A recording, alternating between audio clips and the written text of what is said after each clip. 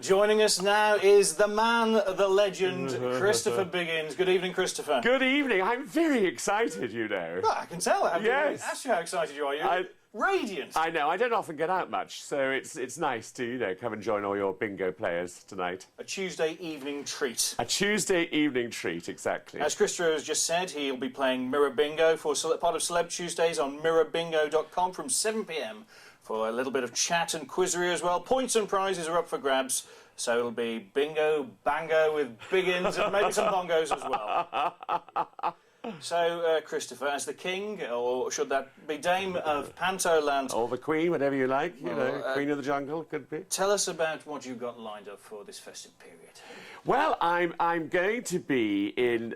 3 years ago, I was in Plymouth, the Theatre Royal, and I'm going back by huge popular demand to do Dick Whittington, and I'm playing Sarah the Cook. So there'll be a lot of slapping of thighs and saying 12 o'clock and still no sign of Dick.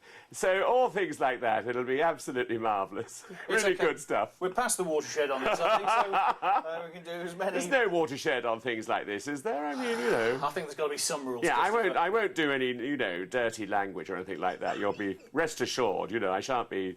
You can see the headlines now. Biggins turns the air blue on bingo night.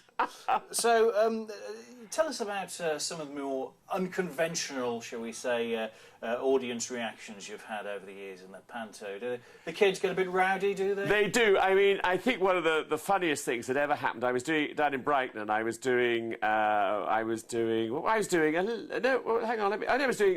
buttons in Cinderella. And we had the children up at the song sheet, which is my favourite bit.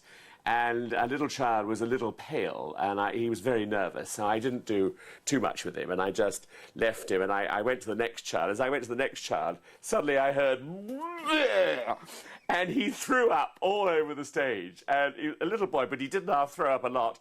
And I went, oh, now don't worry. And as I said that, he went again. So we were now knee-deep in vomit. And so I had to call on the policeman to come and clear it up and get rid of the children and give them a present without doing anything. So these things happen, and that's the joy of pantomime. You don't know quite what's going to happen next. Anything could happen. And the show must go on. And the show must go on. Talking about more shows, a big show, obviously, at the moment is one which you've been very successful at a few years ago. Yes. I'm a Celebrity, Get Me Out of Here. Now, which of the current campers would you pick, rather, to be stranded on a desert jungle island with? Oh, well, I absolutely adore Eric Bristow. I think Eric Bristow is so funny, and also he doesn't care. He's there, he knows why he's there, he's doing it for his reasons, he doesn't care what anybody else thinks, he does whatever he wants to do, and he's brilliant, and he's got a very good attitude. I love the one person I wouldn't like to be on a desert island with is this Helen from Coronation Street, who's an absolute nightmare. I'm just going to say the F word then, but she is a nightmare. And if I was in the jungle with her, I'd have to kill her, I think. I'd have to kill her and go and bury her in the jungle. But he said a wonderful thing. He said, what did she expect when she came in? Did she not see the show? Did she expect to come here and drink milkshakes? Which I thought was a brilliant line. Brilliant quote. Brilliant. We'll get to Helen again in a moment, but do you think Eric could win? I think he could win. I think him and, is it Dave the boxer?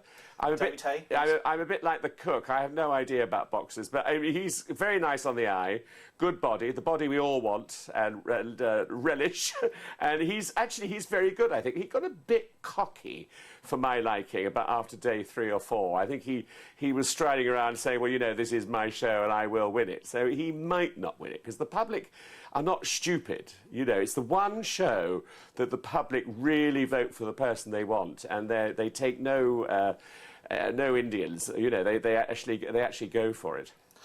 Now, Helen, in terms of Helen Flanagan, was she putting it on or not, do you think? Well, it's a very difficult one to know. I think that, to begin with, I had to agree with Brian Connolly that she was very funny. I mean, she was amusing. She made me laugh. I mean, I do think that this particular show has been excellent, and it's got very strong characters in it. So I have been laughing a lot at the things that have been going on. But, you know, she annoyed me so much in not doing anything. I mean, you know, just standing there and not even attempting it and saying, I'm a celebrity, get me out of here. And then when she suddenly got the 12 stars, I thought, now hang on, what's going on here? I mean, is she working this to her advantage? Well, of course she's not, because the public will vote her out very, very quickly. She'll never win in a month of Sundays. But, you know, it's odd. I just don't know what... I actually put it down to her being totally stupid. No, it's so much. She's just totally stupid. Now, sadly, Brian Connolly has had to withdraw due to a mystery illness. As a former king of the jungle, and indeed Brian's pick as a dream campmate, would you put yourself on standby to be called up once again? Katie Price has been on more than once after all. Yeah, I have a three-line whip on the jungle, which is I loved every moment of it. I would not have missed it for the world, and I'd never do it again. They could offer me the world, and I would never go back in there again. Do you know why? Tell us, Christopher. Boredom. It is the most boring thing. You see 1 hour of our 24 hours in there. It is unbelievable. You actually go onto another plane, which is a help, because then it enables you to eat kangaroos' penises and kangaroos' bollocks and things like that, which you would never dream of doing. If you put them down in front of me now, I wouldn't eat it for the month of Sundays. You know, I mean, but you go on another plane, and also, you know, which Gillian McKeith several seasons ago and this girl Helen don't realise is that you're in there to earn food for your fellow contestants. And rice and beans, I tell you, it's not... I hardly ate any of that. It's so disgusting. I liked it the other night, though, where the new cook, I can remember her name. Rosemary Schrager, that's right. Where Rosemary made sort of pâtés out of the beans. I thought that was brilliant. It's very delicate, wasn't it? Very delicate. I think it's called mushy bean balls. Yeah, they were great. And that awful, stupid boy, who I think will be out first, Hugo. I mean, who is... I don't know what he's on. I mean, you know, he's in another world, isn't he? Well, he's on his first Bush Tucker trial tomorrow evening, the sewer challenge. Yes. And he likes things to be very clean and prim and proper. That could be quite a rude way. Are you familiar with Made in Chelsea at all, Christopher? No, I don't watch programmes like that. Nor Towie, I'm afraid. Okay. Doesn't do anything for me at all. And you mentioned David, obviously, David Hay. Yeah. Who else do you think rates very highly? Linda Robson I think, is terrific, but we haven't seen her do anything. Now, this is the problem, of course, with The Jungle. You are totally in the hands of the editors. So, I mean, they can actually be with you and make you look good. I mean, there's a wonderful story about someone who went in, disc jockey who went in, this age, you know, I can't remember people's names. Blackburn? No, not the one I'm telling you about. I feel like I saw him on... Oh, God, what's his... Mike Reed? Mike Reed, thank you very much indeed. And he went in with a guitar, and he got them all to do a show, and they all sang, and he was, you know, king of the jungle. They didn't show any of it, so he was the first out.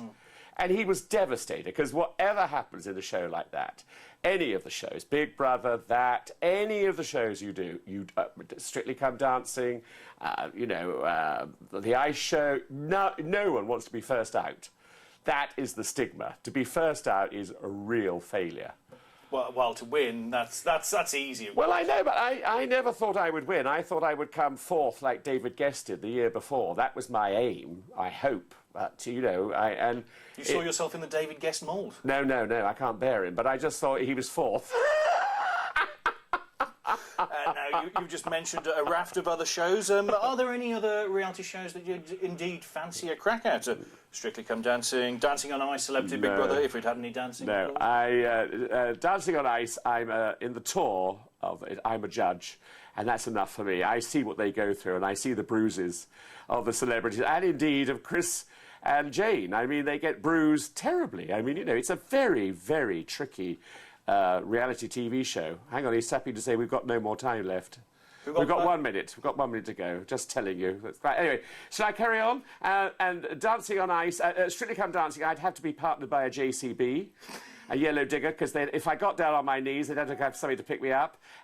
Big Brother, I'm asked every year to do Big Brother, and honestly, apart from the fact they offer me a lot of money, I just don't think I could do it, especially after the last year's or this year's debacle. I mean, that awful Coronation Street woman. Oh, it was so sad, you know. Bet Lynch. Bet Lynch. I mean, you know, it was awful, awful. And no, I think I'm very happy. I think that I'm a Celeb to Get Me Out Here is the best, and I'm thrilled to be the king of the jungle from that year. Fantastic. Well, there you go, ladies and gentlemen. You've heard it directly from Mr. Biggins' fair mouth. And so head over soon to mirrorbingo.com, Yes. where he'll be playing Mirror Bingo for Celeb Tuesdays. And remember to deposit £10 and you get £20 free to play with. And, of course, Christopher Biggins. We'll see you soon.